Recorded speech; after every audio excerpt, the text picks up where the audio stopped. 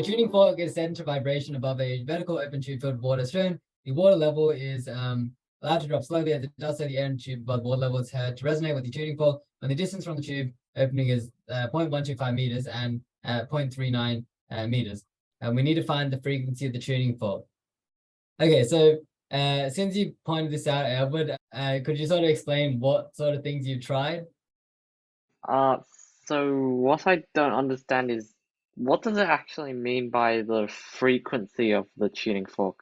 Does it mean like the resonant Okay. frequency, or Well, what does it okay. mean? So the way that tuning forks work is that when you hit it, they've been designed so that they have a certain, not resonant frequency, but natural frequency. That's the word.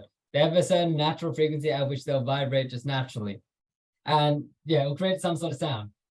But when this frequency matches the resonant frequency of that cavity created by that water, well, which is just a closed tube, then we will hear the resonance, and that's where these 0.125 and 0.39 meters comes from. Does that make sense?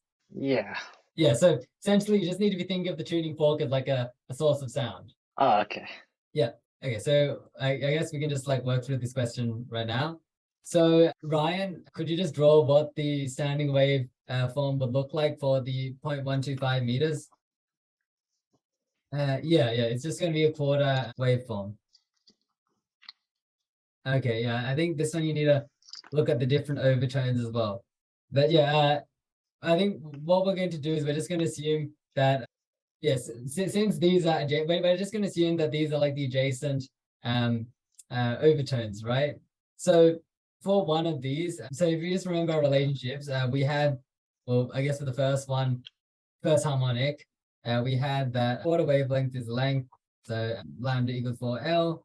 And then for the next one, well, the third, because for closed tubes, we only have the odd ones, that we had 3 lambda on 4. So that's dealing with this situation here.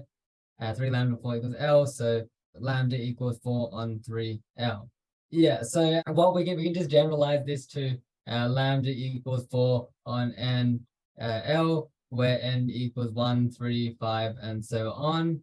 Yeah, so we have that those two like are adjacent, and you can tell that I don't think they can be like, we can't be dealing with the first. I don't think we can be dealing with the first and third one here, because if that were the case, then the lengths, well, if we just rearrange that in terms of the length, actually, yeah, well, you can see here that the first harmonic, the length is just a quarter wavelength, the third harmonic, it's 3 and 4.